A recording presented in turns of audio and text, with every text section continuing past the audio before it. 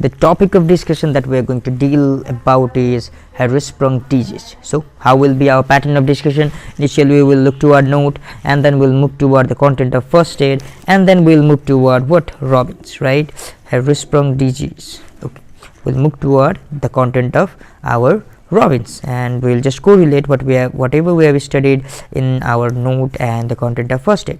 Now without delay, let's begin with discussion. So Hirschsprung disease, I would like to take you toward the next name of Hirschsprung disease, and the next name of Hirschsprung disease is congenital ganglionic mesocolon.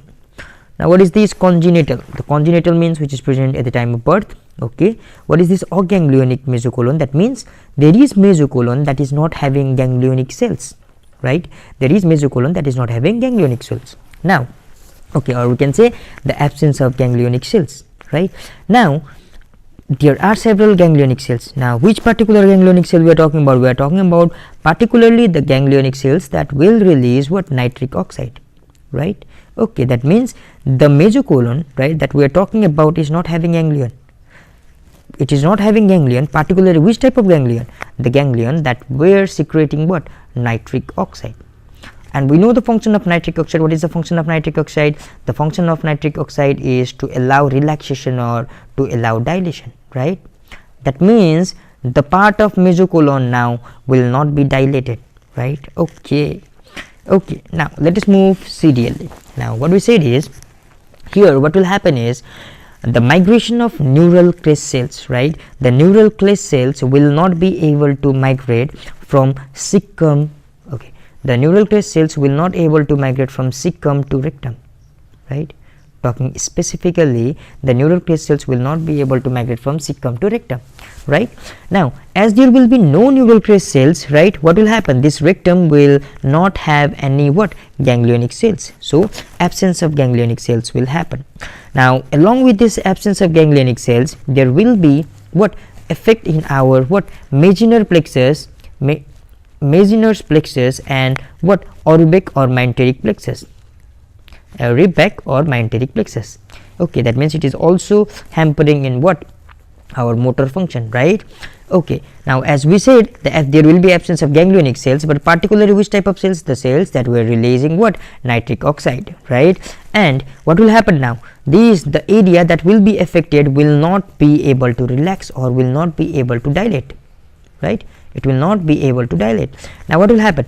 These area that were not able to dilate, right?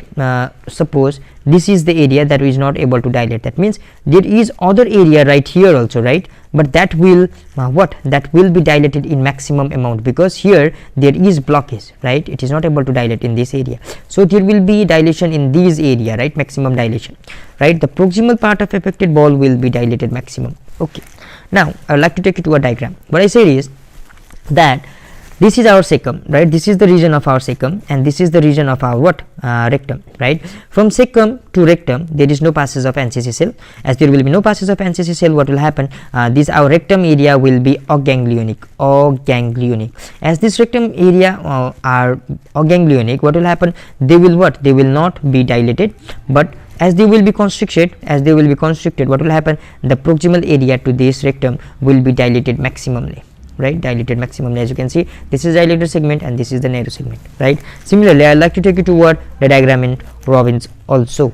Now here if you see this diagram, okay, what is this? This is our rectum, right? This is our rectum, and the rectum is constricted. Why? Because there is no what? Ganglionic cells, or the cell that will produce NO or nitric oxide, right? But proximal to this rectum, what we have? We have cecum, and this cecum is maximally dilated, right? This cecum is maximally dilated because here the food material are not being passed. So this is the area that will be what? Dilated maximally. As you can see real figure right here, this is our cecum, it is maximally dilated, right? And this is our rectum, that is what? That is constricted or that is not dilated at all. So this was the diagram.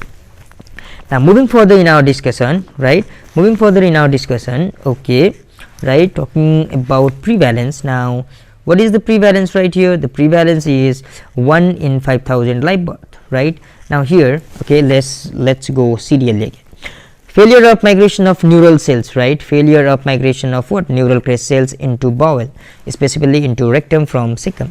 And there will be absence of ganglionic cells. Yes, we know there will be absence of what? Ganglionic cells, particularly nitric oxide releasing cells in bowel. Affected part of bowel will not be able to relax or will not able to dilate. That's rectum. Proximal part of affected bowel will be dilated, and that's what? That is our cecum. Okay.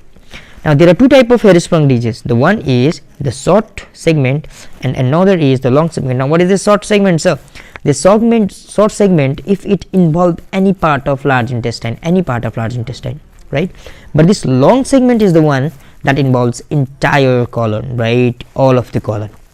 And talking about the most common site involved, is our what? Rectum. Yes, we already talked about rectum, right? It is more common in the case of male babies, right? And talking about genetics, the most important point is that it is because of what? Mutation in RET gene, right? Because of mutation in RET gene or because of loss or underactivity of RET gene. Now, right, it is also associated with Down syndrome, right? In the case of 10% of Down syndrome, we'll find what? We'll find Hirschsprung disease. Now talking about the clinical features, right? What will happen if the person is suffering from or the child is suffering from Hirschsprung disease? As we have said, there will be constriction right here. That means the fecal matter will not be able to pass, right? Fecal matter will not be able to pass. As we mentioned that this is congenital condition, that means the child will not able to pass its fecal matter. So failure in passage of meconium. Now what is this meconium? It is first stool of child, right? The first stool of child will not be able to pass and it will cause abdominal distension, it will cause constipation, dilation of segment, right? Dilation of segment, but proximal to our what? Our this you can see this segment, right? This segment will be dilated excessively, because of which there will be thinning of bowel wall, right? Okay, now because of excessive dilation, our cecum is prone for rupture, right? As it will be dilated more, and the wall will be thin and there will be more prone to what? Prone for rupture. That's all. Now diagnosis, how we are going to diagnose it? Simply we are going to diagnose it by looking biopsy, right? By doing biopsy of our rectal suction, right? Rectal region. Okay, now while doing biopsy of rectal region, what we'll find? We'll find what? Absence of ganglionic cells, right? Okay, you can see right here, this is what? This is our neural tissue. This is the region in which there is the presence of neural tissue, NCGs, right? You can see right here, what you can see, these are what? Neural tissues, right? You can see, but here in this diagram you will not see, right, any of the neural tissues. So here is the absence of ganglionic cells, right? And this is what we'll find in the case while looking biopsy of rectal region. Okay, now what we'll find? We'll find the absence of ganglionic cells, as we have already mentioned right here. And here what will happen is, as the rectum, right, as the rectum is not the rectum is being affected, the nerve fiber of rectum region, right, will be hypertrophed. As they will be hypertrophed, what will happen? There will be excessive increase of what? ACHE, right? Okay, ACHE. So in the case of specialist chain, what we will find is, we'll look toward the level of ACHE and calretinine. Now what is this calretinine? Don't remember anything, just remember that the calretinine is just opposite to ACHE, right? In normal individual, right, ACHE level will be normal or it will be so less, but in the case but we're looking toward the calretinine level, it will be what? There will be the presence of calretinine.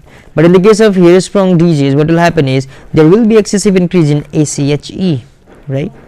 There will be excessive increase in ACHE in the, what we are talking? We are talking about the region of what? We are talking about the region of our rectum, right? Biopsy of rectum. But calretinine level will be absent in the case of this. Okay, we talked about what? We talked about written content. Now let's move toward the phosphate content. Now what is this? This is our what? As you can see, this is our large intestine, right? As we have already seen, collapsed rectum, right? The rectum that is not able to dilate. But here you can see enlarged cecum area, right? Okay, I would like to read it thoroughly. It is congenital megacolon. Yes, we have already talked congenital megacolon, characterized by a lack of ganglionic cells, right? Not only ganglionic cells, also what? Enteric nervous plexus, that includes Auerbach and Meissner plexus, right? Where it occurs in distal segment of colon, right? And these happens because of failure of neural crest cells migrations, right? From where to where? From cecum to rectum. Now it is associated with the loss of function or mutation in RET genes. Okay, you can remember it like this: the RET mutation in rectum, right? And this is the case of what? This is the case of Hirschsprung disease. Okay, now talking about the clinical characteristics, it is present with bilious emesis. Why it will be present with bilious emesis? Because bile has already been exposed to our food content, right? Bile will expose at the region of duodenum, but here we're talking about rectum, right? Rectum, that means the bile is already in our food, so presence of bilious emesis. There will be abdominal distension, right? Failure to pass the meconium. We have already talked about meconium, right? It will happen within 48 hours. There will be chronic constipation, right? Normal portion of colon proximal to ganglionic segment is dilated. Yes, proximal to a ganglionic segment is dilated. We have already discussed, right? Resulting in transition zone. Now between these things, right, or in these area, there will be the presence of transitional zone. Now talking about the risk factor, Down syndrome is also associated. There will be squat sign. Now why squat sign? What is this squat sign? It is explosive expulsion of feces, right? Since we know the proximal part is what?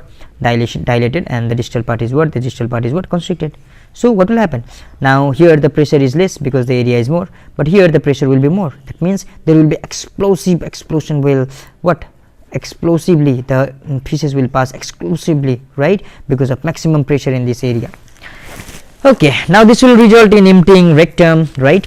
Now moving further, what we'll see is we'll diagnose it with the help of what? Absence of ganglionic cell on rectal suction biopsy, right? And treatment is resection, right? Resection. Okay, that's all about what? That's all about the content of first aid. Now moving to what? Our Robins. Now what is mentioned in Robin? We talked about already. We discussed about this diagram, right? No need to discuss it. Now Hirschsprung disease, same thing is written, right? Failure of ganglionic cell to migrate into the wall of colon. That's all. It's talking about incidence, right? It is talking about how the Down syndrome is associated, right? And here it is talking about what? Pathogenesis. The neural cells, they will fail to migrate into bowel wall, right? And it is occurring in the case at the time of embryogenesis, so we are calling it as what? Congenital ganglionic mesocolon, right? Now here it is talking about what? It is talking about vaginal plexus and submucosal plexus. Vaginal plexus or mucosal plexus is same thing, and our aerobic plexus or myenteric plexus, right? And here we are talking about red genes, how it is playing vital role, right?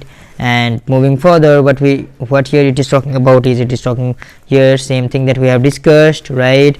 It talking about the level of acetylcholine esterase, right? And moving further, short segment Hirschsprung disease and long segment Hirschsprung disease, it is same thing. Now okay, this much, right? And talking about clinical features, right? Failure to pass meconium, okay, right? And we're talking about bilious vomiting because bile is involved, right?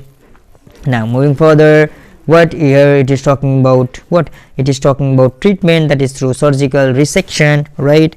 And moving further, right, it is talking about other clinical manifestations that can be gone thoroughly. So this was all about what? This was all about Hirschsprung disease. So this much for Hirschsprung disease. Hope you'll get it. Thank you and have a great time.